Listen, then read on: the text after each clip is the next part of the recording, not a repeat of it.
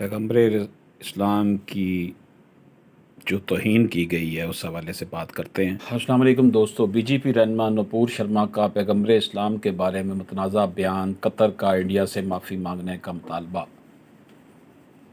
قطر کی وزارت خارجہ نے انڈین سفیر کو قطر کے رد عمل کا سرکاری نوٹ حوالے کیا۔ قطر کی وزارت خارجہ کی جانب سے بیان جو جاری کیا گیا ہے کہ انڈیا کی حکمران جماعت کی رہنما نے جو بیان دیا اس پر سخت ناراضی کا اظہار کیا ہے۔ کویت نے بھی اس معاملے پر شدید رد عمل ظاہر کیا ہے اور کویت میں انڈین سفیر کو طلب کر کے شدید احتجاج کیا گیا ہے۔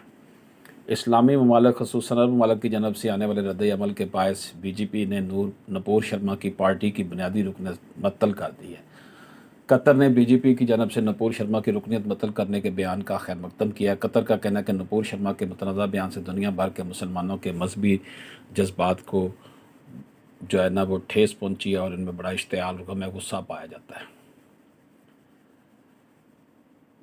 بی جے پی کی ترجمان نپور شرما نے گزشتہ ماہ انڈیا کے مقامی نیوز چینل ٹائمز ناؤ کے ایک پروگرام میں شرکت کے دوران مسجد کے تنازع پر بات کرتے ہوئے کچھ ایسا کہا جہاں سے یہ سارا معاملہ شروع ہوا ہے۔ انڈیا کے ایک صحافی محمد زبیر جو حقائق کی جانچ کرنے والے ویب سائٹ آلٹ نیوز کے ہیں، نپور شرما کے بیان کی ویڈیو اپنے ٹویٹر اکاؤنٹ پر شیئر کرتے ہوئے ان پر پیغمبر اسلام کے بارے میں متنازع بیان کا الزام عائد کیا تھا۔ اس کے بعد یہ معاملہ زور پکڑ گیا۔ انڈیا کی حکمران جماعت بھارتیہ جنتا پارٹی کی طرف سے اس پر تبصرہ آیا ہے۔ بی جے پی کی طرف سے جاری کردہ بیان میں کہا گیا کہ وہ تمام مذاہب کا احترام کرتے ہیں اور کسی بھی مذہبی عظیم و مقدس ہستی کی توہین کی سختی سے مذمت کرتے ہیں۔ The Bharatiya Janata Party respects all religions. The BJP strongly denounces insult of any religion, partialities of any religion, say BJP in its statement.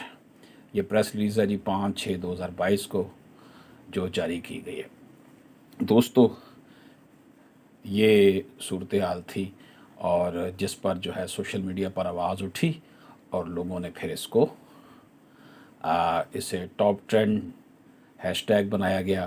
محمد زبیر نے اس حوالے سے آغاز کیا تھا اور یوں بی جے پی نے اس کو اپنی پارٹی سے اس کی رکنیت معطل کر دی ہے اور اس حوالے سے معذرت بھی کی ہے۔ اجازت دیجیے، اللہ حافظ۔